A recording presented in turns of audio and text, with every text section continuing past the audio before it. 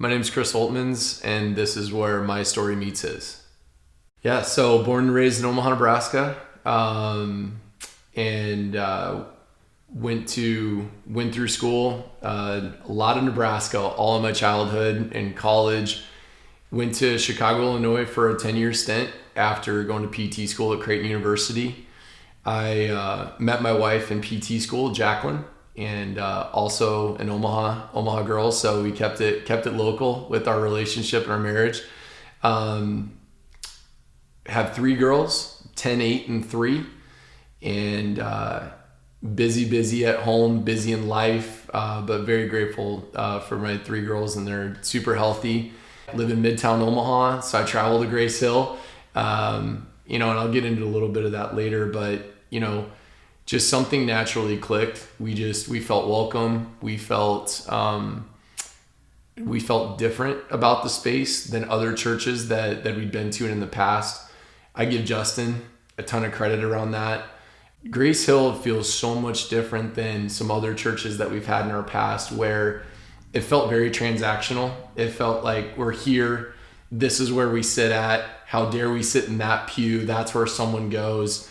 I feel Grace Hill's given us, it feels so welcoming that come as you are, right? Within reason, right? But there's mornings where we're just having trouble getting ourselves ready and to church. And we've never felt uncomfortable at Grace Hill when we all show up in our soccer jerseys and our soccer gear.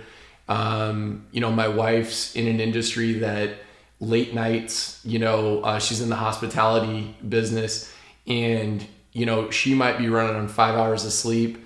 She might not be there because she can't be. And I've got all 3 girls and putting it together and trying to get them out there. And we've always felt so welcome coming into the space at Grace Hill. It's a very traditional, religious, faith-based background. We're at church every Sunday, without miss, right? If we were in town, we're at church, rain, snow, sun, wind, like we're there, right? Presbyterian from probably 6 until about 11 years old. Methodist church from 12 till about all the way through high school, actually. And then I go, I think Grace Hill has definitely made me reflect upon my journey, my faith journey, because I go to a religious institution for college. I go to church 0 times. 0. Never went, right? And then I come home for the holidays, and we had then changed over to a Lutheran church. And holidays, you go to church, right?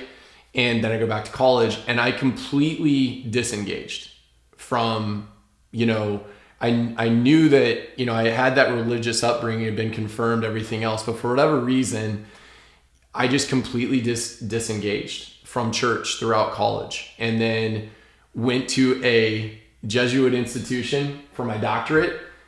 Never went to church again. And then we got done with our doctorates, and we go to Chicago, and Aaron, I lived there for 10 years. I never went to church. 1 time. And so then we had our first child in Chicago, and we moved back, and the church that my parents had navigated to, we started to go, right? Not super consistently, but started to go. And we were married by the pastor. Our first 2 daughters were baptized there. And, I would say that I can't explain it, but the first time that the faith and the word and just the power of my religious journey hit me, and I remembered it, it was music. It was the band, and there was a song that hit me, and I became emotional, and I still remember it to this day. My eyes watered up, and slowly, I started to become more interested in faith, and I started to study up, and I started to listen more, to anything I could get my hands on around religion and around faith and relearning. And I'm skipping forward a bit, but one thing I'm super, super grateful about Grace Hill is I can get so much value and so much information and content outside of our time at church, in between the recorded sermons, in between, the podcasts. I find myself listening to the sermon and re-listening to this all week. And so I get so much value, not just at sermon and not just at service, but outside of that. And that's, as we moved back to Omaha, we went to service. Like, I was at service from 9:30 to 10:30 and then gone. Right. And the faith, really the rest of the week, I'd come back on Sunday and I'd have my missteps during the week. I think Justin does such a great job about talking. We're all broken, right? But I didn't have that in the back of my mind, that what I was doing during the week, was that being a good follower? Was that, really making sure the word was with me throughout the week? And I come back on Sunday, and I think like one of the biggest things in my past religious journey is when the pastor said, "You're forgiven of all your sins," and the whiteboard, right? But throughout the week, I wasn't thinking that way. Now I think that way. Am I being a good Christian today? Am I impacting others around me, my community today? Am I taking the word that I heard at Grace Hill on Sunday, and am I living that out as best as I can? Because I'm not going to be perfect this week. I'm not perfect 3-4 hours after we leave church, right? But at least I have an understanding of that I am failing, and that's okay. But I think, and now, like, I swear, man, every single time our band plays at Grace Hill, if you play Child of God, my eyes are watering up. I mean it, man. And I don't, now it's almost biologic. I know it's kind of like, they're playing this. But it's really, again, like, I think I've come to the understanding it's okay that I can't explain it on what this impact of getting closer to my journey, to his journey, and understanding that relationship with God. I'm okay with the fact that I can't explain it, right? It's okay.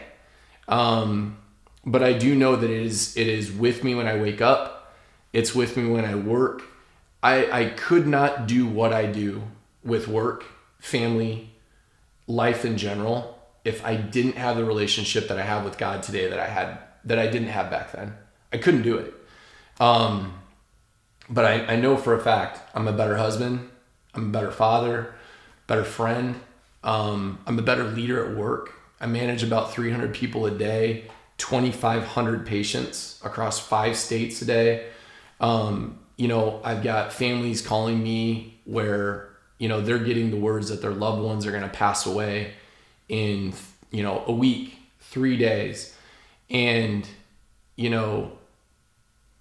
if I didn't have this base, it would overwhelm me. And I think what's powerful too, as I go back to my time in Chicago, I let all of the wants, I lived that life of, I leaned towards working really hard because all the wants were shiny, and they were, and I wanted to taste that, and I did taste that.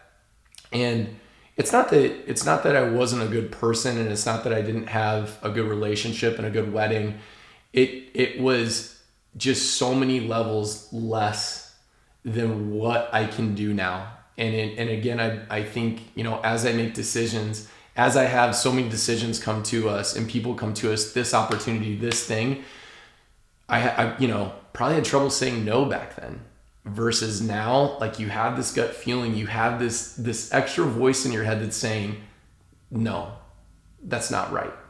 So I'm in medicine. I manage a region within a very large corporate skilled home healthcare. So we take care of the folks that are having transplant surgeries. Nebraska medicine, if you have a hard mass transplant, if you have your liver, your heart, your lungs, your pancreas, your kidneys, any of those things transplanted because your original set doesn't work, I'm probably taking care of you. We take care of about 90% of the patients that have those transplants. Oncology, cancer. etc.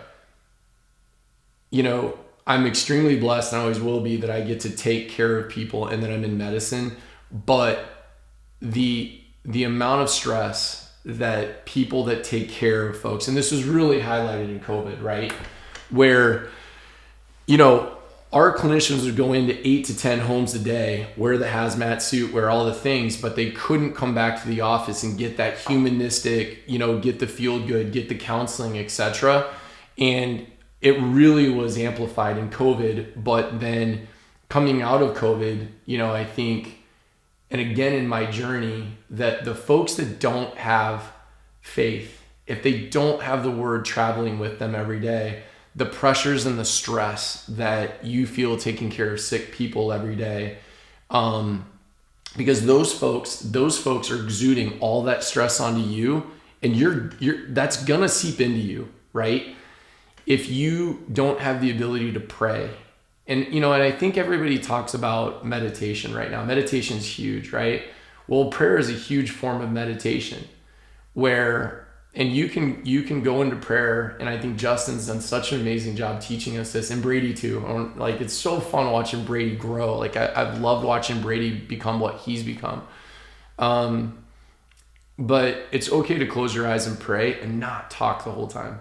Listen, right? And I think Justin's done, I never knew that. Like, I thought closing it was, I need this, I'm struggling with this. Yeah. You know, to get clinicians to understand that, you know, do you have a church around you? And I'm talking to people, Aaron, too. I'm talking to people in Detroit, Chicago, Northwest Indiana, Colorado. You know, Grace Hill isn't everywhere, right? But just to get them to start to go somewhere where they can start to listen to the word and start that relationship with God is so important. And I, you know, kind of your original question, what I see people really struggling with right now is if they don't have that foundation and they don't have that relationship with God, that earthly things or short-lived things and bad things, right, that will give you short glimpses of feeling good, but ultimately are going to hurt you in the long run, physically or mentally. I see people really struggling for that. And one thing I talked to you about it in our friendship. I didn't ask for this, but I've got people reaching out to me now at a volume that probably once a week, I have somebody inside of work or outside of work that you kind of called upon, you know, like, why am I happy every day? Well, I have been whittled down to understanding that the most basic things, I have everything that I need. I do. And that's why I'm happy. I'm healthy today. You know, I can walk. I can drive my kids to school. You know, and someday I'm fully aware, because of my occupation, that could be taken away from me on the drive away from here. Right? But I'm grateful for those really, really simple things. And I give Grace Hill, and I give Justin, I give you, I give Brady, you know, Ryan and the original 7 for starting this place. It has transformed me as a person. But in between coworkers and in between patients that are sick, but, you know, one story that you know, I shared with you is a friend in Chicago that lost his mom in the last 3 months. Lost his job 6 months ago, and the new job offers are just not coming up. And he's calling me and he's saying, he's like, Chris, you know, the credit card debt's piling up and this and this. And, you know, I listened to it for about 2 weeks, and, you know, Facebook isn't going to fix this. Instagram isn't going to fix this. TikTok isn't going to fix this. You know, when things are good, you know, I think it's so easy for us. And one thing I've gotten better about, we talked about, like, I've been whittled down to the point where, in a good way, that I know what really matters. And it's the needs, right? It's not the wants, it's the needs.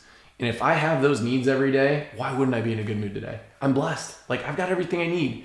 And I think, you know, I'm so grateful for that. But people, you know, I get asked a lot at work, and it's like, are you really this happy, or is it fake? And but again, like, I give the church and I give Justin and I, so much credit that, when you have simplified your life to a point where you realize I've got everything I need, you're grateful. You're just grateful every day, and it's not fake. It's real, and it starts oozing through you, right? And I think I was always happy-go-lucky in the past, but behind the scenes, I never had this kind of internal peace and happiness, because I was looking other places for what was the way and the path, and dead end and dead end and dead end, right? And versus it's a never ending. I mean, it's a path that doesn't end, right? I might be, these last couple sermons, it might be a dark room and I might not understand where I'm going, but I don't have my iron out, like, fearful of what's coming next. I'm just trusting. But this friend really struggling for about 2 weeks. And I was like, Mark, I'm going to pray with you a couple times and I'm going to guide you through this. And then you're going to start doing it without me. And I asked him about a church, and I asked him what was around him, and he didn't have a church and he didn't have that connection, but got him to start praying every single day. And the first 2 weeks when he would call, waterworks. He was crying when I was talking. He was so lost, and he couldn't interview. He couldn't get to the next job, right? Because he wasn't stable. And so the employer saw that. After I got him praying and not me, like, I just started him on started that path, right? After 2 weeks, started getting job interviews. Another 2 weeks, started getting offers. And it took about 3 months. And I was praying for him behind the scenes too, right? I was rooting him he was in my prayers, and I was hoping that good, just good things were being sent his way, and calm and peace and getting him stable was coming his way. And a couple weeks ago, it was a 12-week process with this one person. He got a job 2 weeks ago, right?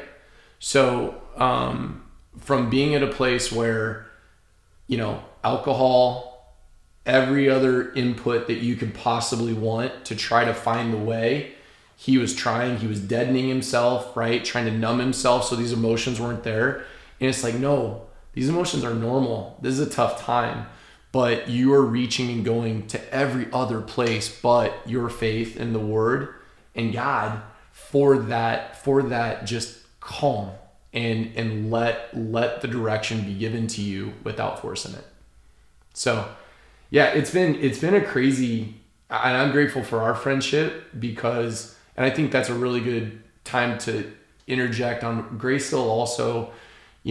These aren't people I see once a week. There's a handful of folks now that, in pastors, what other church can you text a pastor and say, hey, this is what's up, right? It's super unique. And then the friends that I've gained throughout the congregation as well. I mean, literally my church experience prior to this was Sunday, 9:30 to 10:30. And then I don't see you again until the next time, right? And now there's this continuous motion, continuous energy and momentum in our church. Listening to the sermon throughout the week, listening to the podcast, texting the pastor and saying, I want you to know that sermon really impacted me. That's super unique to our church, I think, too. I think that would be challenging because it's just a special place. Like, I think again, it's okay to not have adjectives and verbs to define why Grace Hill is so special. Just let it just go and feel it, right? And I think, what's really impactful is, the net might not ever be crazy wide. And, I listened to my mom and dad talk about Ryan's his speech at groundbreaking, and that's okay. Like, this church has its story and it has its reasoning and its calling, right? And I think that's although the net might not be wide, the depth of impact and that you're having with people, because we're so connected. So I might be a factor of 10, right? We might have a congregation that's, 4 times smaller than some other church. But when I leave and I impact 10 lives and the person that's sitting next to me hits 10 lives, right? The multiplier that we're putting on the impact at our church versus again, back to my past experience, I didn't talk to anybody about church prior. Check the box. I went on Sunday, right? I can't wait to tell people about it if they want it. I think that's important too, is that if the conversation passes, and I think what's really beautiful is I did not know why I was so happy before. I thought it was just the way I was brought up. I'm super complimentary of my mom and dad. I think I was brought up in a great family, but I never really had definition around why I was so happy, and now I know, and I'm not afraid to tell people why I'm this way. And I think I'm grateful for that, because religion was always such a like taboo thing, and it's like you had to be so careful, and now I have zero problem talking about it. That is my start, that is my stop, and I'm fully comfortable talking about it. And again, Aaron, like I didn't put a goal down. It's like in 2022 I'm gonna be able to define it just happened. Like we showed up at Grace Hill in 2021. Just again, my mom and dad were like, let's go check this out. And I'm going to spend a little bit of time on Justin, is that I saw Justin for the first time at a previous church, and I'd never seen anyone like him in front of people. And like, he's just an amazing orator, like the way that he speaks, and he also is not standing above us. Right? He is human. He's vulnerable. He's made mistakes. I can't express like how relatable that is, that it's like, he's not telling me you got to be better. It's like, no, I've made those same mistakes. I've had those same issues. Right? I literally I stepped away completely for 10 years, and I had focus on working hard and being successful monetarily, not necessarily being successful personally, internally.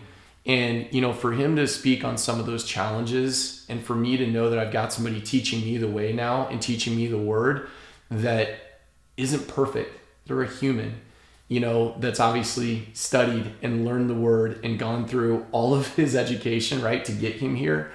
But I think it's super different and unique. And then watching what, his mentorship has done now to Brady as well. I mean, it's just incredible. So yeah, I get asked a lot because of my job. I probably get asked to move markets twice a year. Hey, go to Chicago, go to Dallas. I'm telling you, like, one of the first things is, moving my family. That would be hard. I swear, man, like not having access to him in this church is right there. It is like it used to be like, gotta go to church on Sunday. You're like, I didn't make it this week. It's a need, man. I want to be around our congregation. I want to get the word. Cause I need that to start my week correctly and to pour that foundation for me to look forward. I think that's what's important too, is I talked about the whiteboard in my previous religious experience. It's like, I need to go to be cleansed. Now I'm looking at this week ahead of me. Like, how can I be better this week?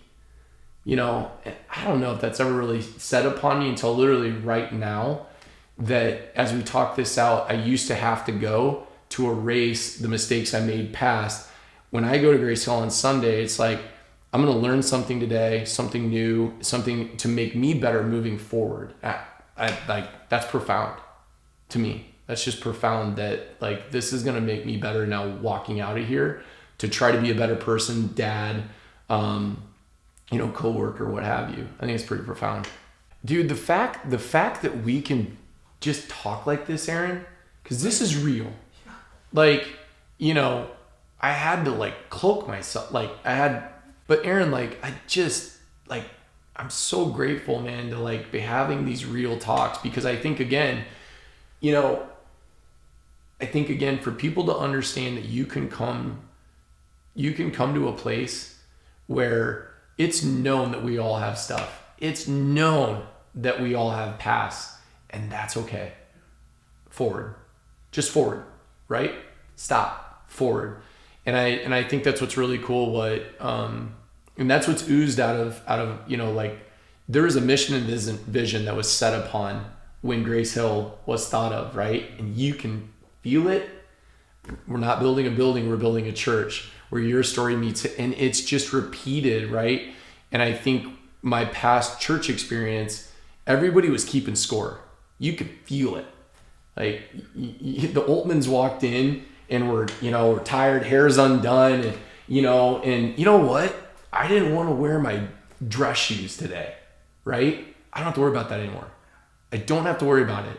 But I think Justin does such a good job of speaking in a way that I understand, right? Anybody can read a verse up there, but it's so relatable. Like the way that he has explained stories, this past weekend, talking about like Jesus knew that the cross that he was carrying to the place of his sacrifice. He knew that.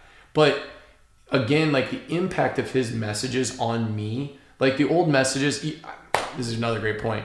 You could ask me 20 minutes after past church services that I went through in the past, what was said? No clue, man. No clue.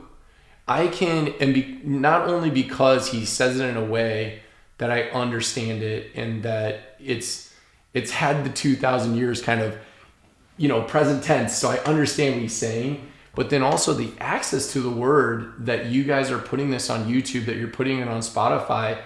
It is not uncommon for me to listen to a sermon 4 to 5 times throughout the week, just because I want to understand it. But he says it in such a way that it's just, I'm intrigued and I want to understand what the word was that was spoken to me. Is that crazy though? In my past faith experience, literally 15 minutes later, I might remember one slide from the PowerPoint that was up there.